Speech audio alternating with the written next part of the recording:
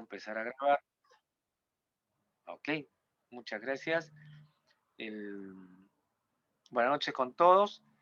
Luego de estos avatares o circunstancias no previstas como fueron los rayos del día lunes, si gustan les puedo enviar después en el break o después de la clase este video acerca de las prevenciones sobre el rayo, que es un video muy corto del Ministerio de Energía y Minas, ¿no?, de Perú.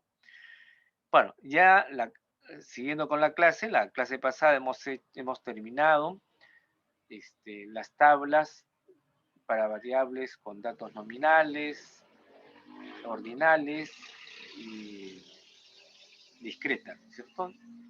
Y ahora nos falta, para terminar, como un tema muy específico, ¿no?, la variable con datos continuos, ¿no? Estas dicen que pueden tomar valores del conjunto de números racionales, en principio. Para otro tipo de trabajos también, incluso hasta números reales en general, pero vamos a circunscribirnos a los racionales. Y para ello ya hay otras condiciones preliminares. ¿Cuáles son esas condiciones preliminares? Primero tenemos que hacer una clasificación del valor máximo de mis datos, X máximo, y el X mínimo, que es el valor mínimo, ¿no? Y luego, ¿no es cierto?, trabajar el recorrido rango, amplitud, máximo, ¿no?, que son términos equivalentes. Lo pongo, como hemos señalado varias veces, porque depende del libro que ustedes lean o consulten, lo usan indistintamente recorrido, rango, amplitud, máximo, ¿no es cierto? Y nosotros comúnmente lo utilizamos como la R mayúscula, que se llama rango, ¿no es cierto?, o recorrido. Luego tenemos que construir el intervalo de clase, que lo vamos a determinar con la letra M, generalmente los libros lo utilizan así. Luego la amplitud, ahí la palabra completa sería la amplitud de la clase, la amplitud del intervalo de clase, que lo vamos a identificar con la letra C minúscula, y la marca de clase. La marca de clase también se identifica con la Y, ¿no?, en este caso. Y luego se procede a la tabulación correspondiente. ¿En qué consiste esta tabulación para variables continuas? Se mantiene la frecuencia absoluta, F minúscula, la frecuencia relativa, H minúscula, y también las frecuencias porcentuales, le hemos indicado con el signo de porcentaje, con tanto por ciento, y las frecuencias acumuladas, ¿no?, que ya hemos señalado que es F mayúscula o FAC, que viene a ser la frecuencia absoluta acumulada, el H, que es la frecuencia relativa acumulada, ¿no?, en H minúscula, H mayúscula será la acumulada, y la frecuencia porcentual acumulada, el signo de porcentaje con AC. Y acá sí cambia, ¿no es cierto?, los gráficos, ¿no?, correspondientes. Acá es importante colocar los polígonos o la línea poligonal. Ustedes a ver repasarán a qué diferencia entre polígonos y la poligonal, ¿no? La poligonal es cuando la figura no se cierra y el polígono es cuando es una figura cerrada, ¿no? Entonces es indistinto trabajar con poligonales o polígonos. Eso depende cómo identifican o hacen la construcción gráfica, ¿no? Acá, en vez de barras, es importante el histograma, que es lo equivalente a lo que vienen a ser las barras, y las ojivas, ¿no?, un poco diferente de polígonos y histogramas porque es parte del gráfico de las frecuencias acumuladas, ¿no es cierto? Bueno, entonces, teniendo eso, ¿sí?, después podemos identificar algunas fórmulas en función de las distribuciones que vamos a llamar agrupadas o por intervalos. Las distribuciones no agrupadas es, por ejemplo, el último ejemplo que hicimos la clase pasada con respecto a las edades. A eso se llaman no agrupadas porque están los valores de la variable de manera directa. Y mientras que las distribuciones agrupadas también se le llama de las distribuciones por o con intervalo de clase. Ambas tienen que estar ordenadas, pero las agrupadas tienen intervalos con amplitud mayor a la unidad, ¿no? La semana pasada decíamos también que habían intervalos de a 1, ¿no? Pero en este caso tiene que haber un intervalo que, de una amplitud mayor que 1, ¿no? Las fórmulas más importantes que vamos a trabajar es lo que se llama el recorrido, que ya hemos señalado, que es la diferencia entre el x máximo y el x mínimo. Esta fórmula, no se equivoquen con el número de términos que tiene, por ejemplo, una sucesión, una serie, que es el mayor valor menos el valor más 1, ¿no? Si es que recuerdan ustedes. Acá simplemente es el máximo menos el mínimo. Los intervalos de clase, para su cálculo, ¿no? Para encontrar el tamaño o el número de intervalos de clase, ¿no? Acá te está refiriendo a cuántos intervalos de clase vamos a trabajar. M. Es una fórmula, ¿no? 1 más 3,322 con el logaritmo en base 10 de n, ¿no? N es el número de datos, ¿ok? Y eso se lo define como la fórmula de Sturges. Realmente hay como 4 modelos o fórmulas para hallar el intervalo de clase. Vamos a escoger esta de acá, ¿no es cierto? Y hay una forma, según el libro que ustedes escojan, hay varias maneras de trabajar. Yo lo trabajo de alguna manera, ¿no? Que me parece la más práctica, y si se conoce una manera de cómo organizar los datos o construir la tabla de frecuencias, se puede deducir de cualquier otra forma, ¿no? Pero vamos a utilizar una de ellas, la que personalmente creo más adecuada. La amplitud de clase es el R recorrido, que es el X máximo menos el X mínimo, entre el número de intervalos de clase, entre M. Y la marca de clase, ¿no es cierto? Simplemente es L sub I más L sub S sobre 2. L sub I se llama el límite inferior, el L sub I. Y el L sub S se le llamará el límite superior. ¿De quién? De los intervalos de clase, de cada intervalo de clase, ¿no? Entonces, la suma entre 2 también se le llama semisuma, ¿no es cierto? O en términos simples también se llama la media aritmética de 2 números, ¿no es cierto? Que es una de las más sencillas, que generalmente ustedes también lo han utilizado. Incluso esto de acá, esta es una fórmula que en geometría analítica, para hallar un punto de un segmento de recta, ¿qué cosa hayan ustedes cuando hacen una semisuma? Suman entre 2, en otras palabras. ¿Qué es lo que encuentran en un segmento de recta? ¿Alguien me puede decir? El punto medio. El punto medio, ¿no? Exacto. Entonces, fíjense, esa fórmula, que es para nosotros lo llamamos marca de clase, también es el punto medio, ¿sí? ¿Ok? Y eso es importante, depende pues el nombre, nosotros del nombre que le damos, depende el uso que le demos, ¿no es cierto? En este caso se le llama a esta semisuma, no le llamamos punto medio, ¿qué le llamamos? Marca de clase. Pero en otras palabras ya sabemos que es el punto medio, ¿no? Entre esos dos valores extremos, ¿ok? Muy bien. Entonces, el cuadro sería esta forma, o la tabla. Ahí están los intervalos de clase, L sub I y L sub S. Este signo menos realmente no es un signo menos, ¿eh? Sino es un valor y el otro valor, ¿no? O sea, el valor menor, el inferior y después el superior. La marca de clase, la frecuencia absoluta y cada una de las columnas correspondientes. También les vuelvo a repetir que no necesariamente usamos todas las columnas, ¿no? ¿Sí? Sino las columnas que podemos considerar las más adecuadas para trabajar, ¿no? Dependiendo la variable que nos interesa construir, ¿no es cierto?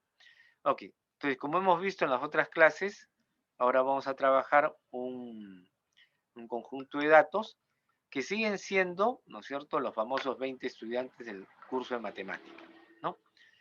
Y también continuando con una encuesta, ¿no es cierto? Dice, respondieron una breve encuesta en donde tenían que informar sobre su peso, ¿no? Aunque en términos reales lo que se hace es, no sé si ustedes estando en el colegio o estando en el trabajo, ¿no es cierto? Hay o cuando ustedes van a visitar al, a un consultorio del hospital o de la clínica, pasan por un lugar que se llama triaje, ¿no? triaje creo que se le llama, donde ahí antes de pasar a la consulta médica, ¿no es cierto? La asistente, la enfermera, ¿no? Los pesa y les mide la talla, ¿no? ¿Y cuál es el otro control que tienen? Es el de la presión, ¿no? Son claves para entender eso, ¿ok? Entonces, no es de que yo les diga cuál es mi peso, sino tiene que haber utilizado una balanza, ¿no es cierto?, para poder pesarse, ¿no? Ok, luego de eso, con una aproximación de un decimal, ¿no es cierto?, se mostró el siguiente resultado. Ahí están los resultados, ¿no? En general. Son los 20 datos y tengo que indicar también algo importante. ¿Por qué he señalado con una aproximación de un decimal? En otras palabras, todos los valores tienen que tener, todos los datos encontrados tienen que tener un decimal, ¿no? Y por eso el 52 colocamos 52,0, que significa que es de un decimal, ¿no es cierto? El otro dato que está el 81,0 también con un decimal, ¿no? Otra cosa hubiera sido si yo le decía, no le decía nada de decimal, entonces todo hubiera tenido que redondear, ¿no? Eso depende de quién, del quien está investigando, ¿no es cierto? Y en este caso, con respecto a esta variable que es el peso, ni siquiera depende de uno, ¿no? Igual que el caso de la talla, ¿no es cierto? De la altura de cada persona, a diferencia de la edad, ¿no?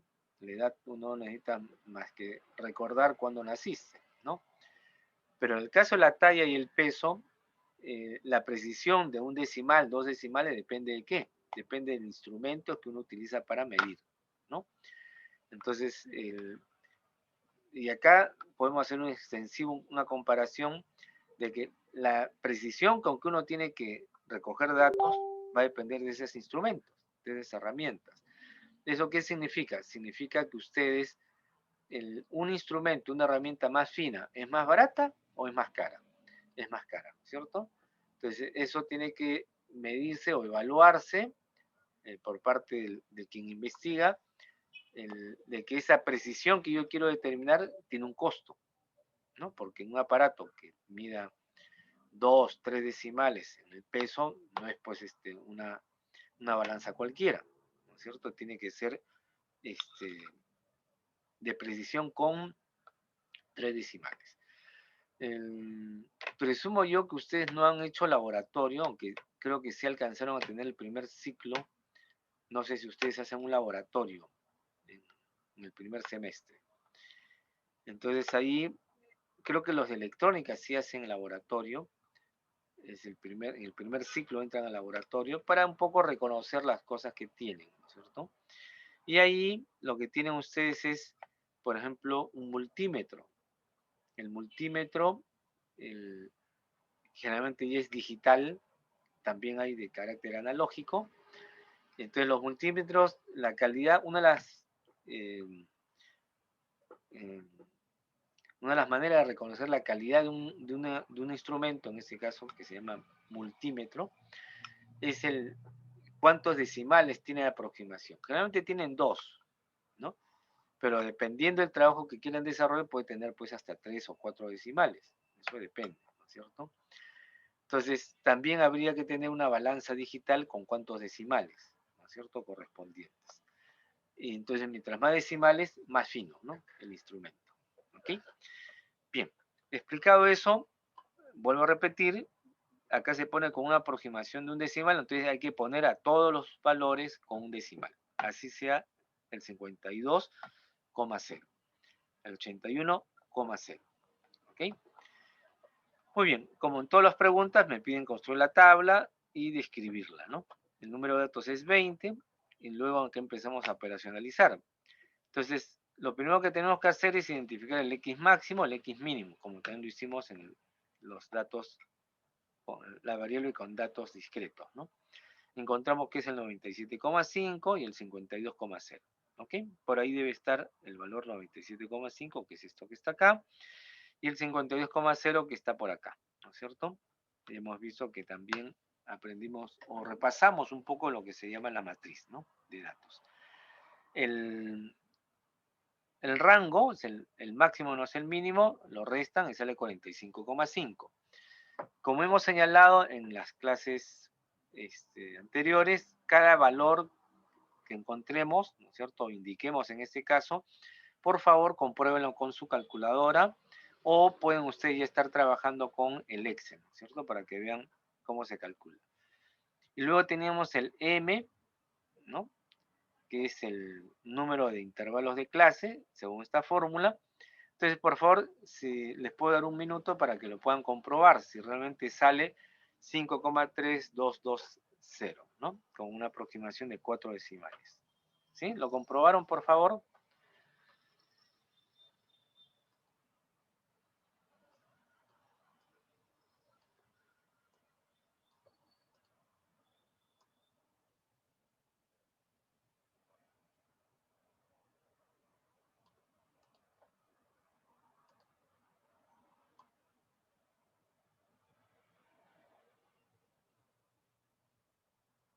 ¿Ok? ¿Ya lo probaron, sí?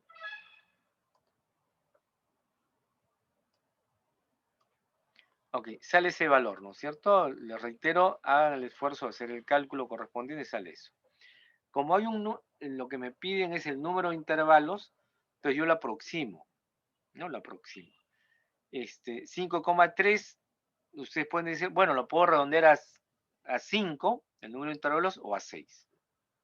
¿No?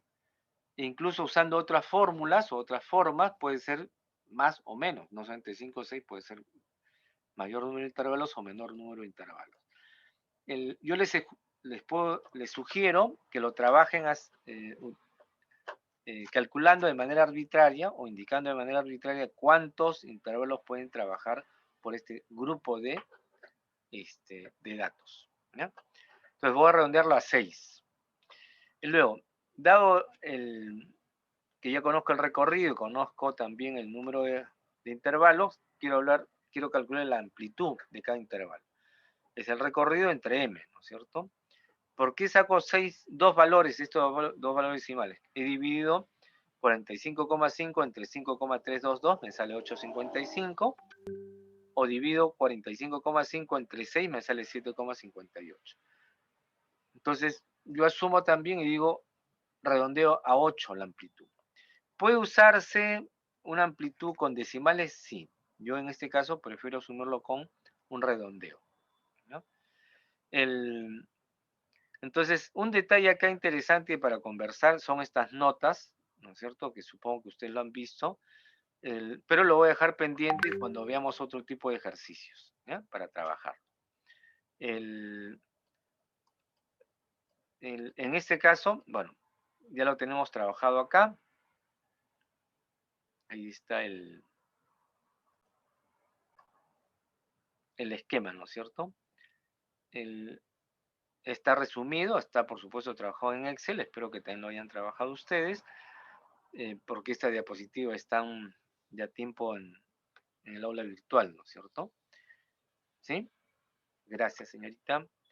Entonces, primero, esta primera columna, del 1 al 7, saben que es una columna auxiliar que yo utilizo, ¿no? Que me indica que hay primer intervalo, segundo, hasta el séptimo intervalo. Ah, profesor, pues usted me dijo que había 8. Bueno, no llegó a 8, ¿no es cierto? O sí llegó, ¿no es cierto? ¿Cuánto teníamos? 6. Y más bien ahora tenemos 7. ¿Qué es lo que pasó? Que yo empiezo a tener 52,0 como el valor mínimo, que es el límite inferior del primer intervalo. Y yo he dicho que hay 8, ¿no es cierto? Entonces ustedes cuentan 8, ¿no? 1, 2, 3, 4, 5, 6, 7, 8 datos del 52,0 y lo pongo hasta 59,0. Esto que está acá. ¿Sí? Esto que está en una llave con color negro, ¿no? 59,0. ¿Sí? Entonces ahí están los 8 datos. El siguiente intervalo empieza como yo he identificado que es con un decimal, ¿no? Por lo tanto, tengo que correr con un decimal. 59,0 le agrego un decimal. Ya no le agrego 1, sino un decimal. 59,1. Y del 59,1, ahora sí cuento 8 valores, ¿no es cierto?, 59,1, 60,1, ¿no? Etcétera, etcétera, y llega a 66,1. ¿Ok? Entonces, ese será el límite superior del segundo intervalo. Y luego le agrego nuevamente 0,1 al 66,1 y me sale 66,2, ¿no? Le agrego, ¿no es cierto? O corro 66,2 más 67,2 más 68,2 hasta llegar a 73,2. ¿Ok? Y así sucesivamente, y resulta que yo dije hasta el sexto intervalo, pero en el sexto intervalo me queda solo hasta 94,5. Pero hay un dato mayor a 94,5. ¿Se acuerdan cuál era el mayor dato? El mayor dato era 97,5. Si yo solamente lo trunco hasta el sexto intervalo, que es 94,5, dejaría de contar a varios números. Entonces no importa si es que yo me excedo en el número de intervalos, e incluso, ¿no es cierto?, el siguiente intervalo, el séptimo, es 94,6, y para hacer homogéneo todos los intervalos, le agrego también la cantidad necesaria para llegar hasta 101,6. Y si se van a dar cuenta, todos los intervalos son homogéneos, tienen la misma amplitud, tienen la misma distancia, también se le llama. ¿Ok? Usted dirá, pero el 101,6 no hay en los datos originales, no hay, pues. Pero si no lo hubiera puesto, si hubiera quedado hasta el sexto intervalo, no, repito, me faltaría contar cosas, ¿no? Datos que yo tengo acá. Pero no hay problema, ¿no es cierto? El 101 solamente es una formalidad para señalar la amplitud homogénea en todos los intervalos. En otras palabras, en términos académicos, a mí me conviene tener intervalos homogéneos. ¿A qué se le llama intervalos homogéneos? Aquellos que tienen la misma amplitud. ¿Ok? Bestial. Entonces ya hemos construido lo que se llama los intervalos de clase, ¿no? Luego está la marca de clase Y, ¿no es cierto? Que es simplemente la semisuma. Entonces ustedes simplemente lo que hacen es sumar 52 más 59, lo dividen entre 2, la suma lo dividen entre 2 y les sale 55,5. Y así sucesivamente en cada intervalo y ya tenemos la columna de la marca de clase, ¿no? Y después la frecuencia absoluta, que ya hasta acá, estas dos primeras columnas trabajados, es lo relativamente nuevo en esta tabla de frecuencia. Lo que sigue a la derecha ya es algo que le hemos hecho en el resto de ejemplos, ¿no? ¿Cómo se calcula que hay una sola frecuencia? Ahí sería la novedad, ¿no es cierto? ¿Cómo calculamos que hay uno?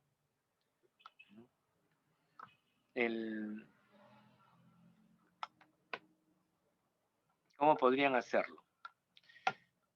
Como son 20, puede ser visual también, ¿no es cierto? Entonces, lo que hemos puesto acá, perdón,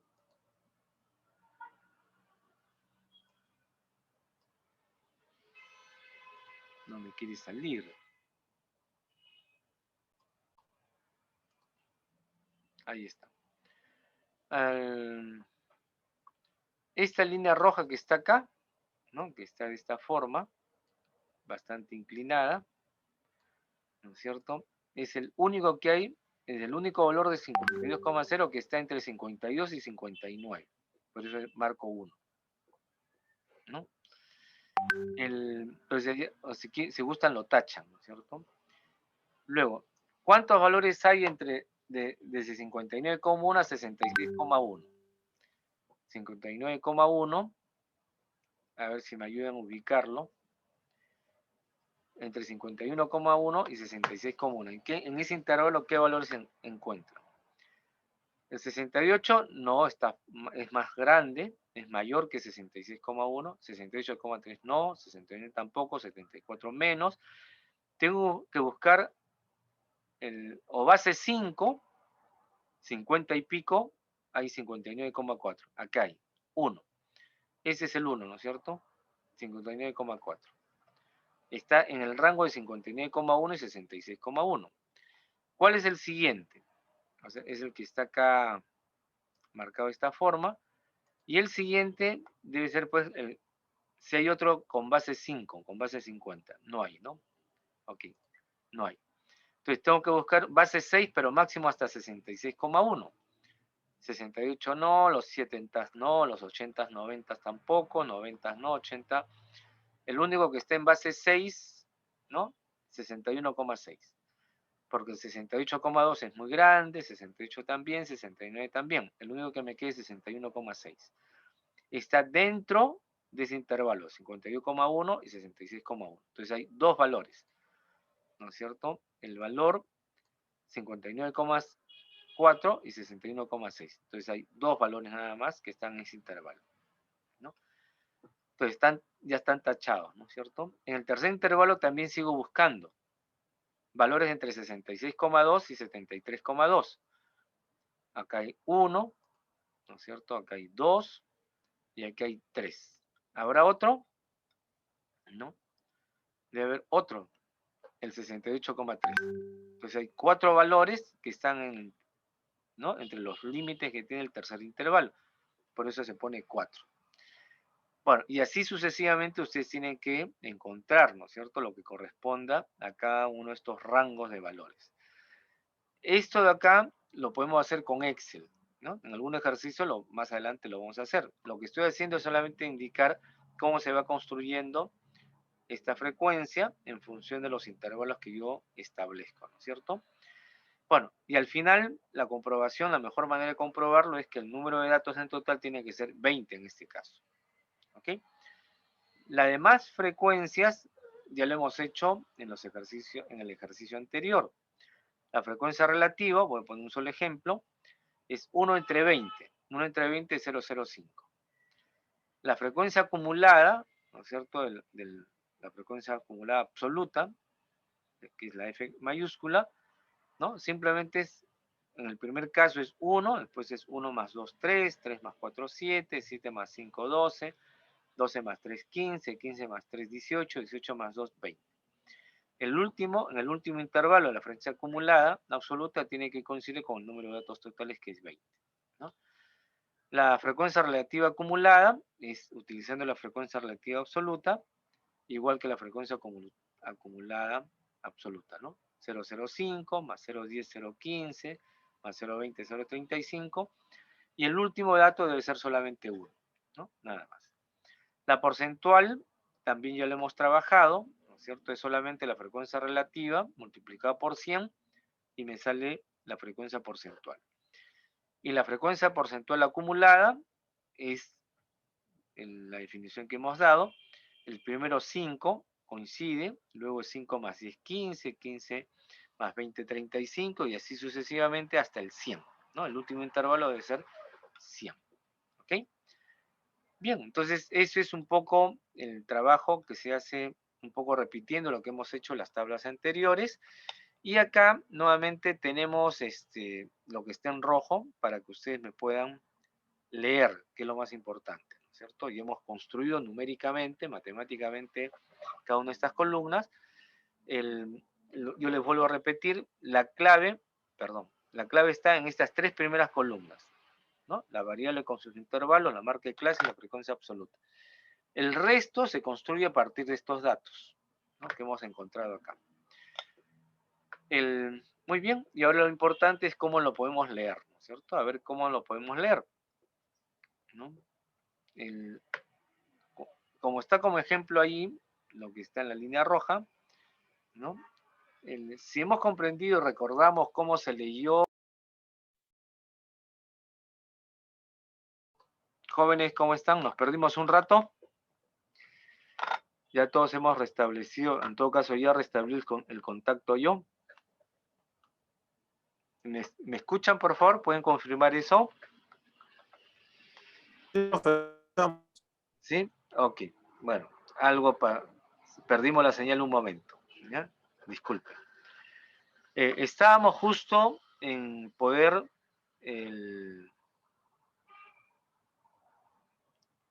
leer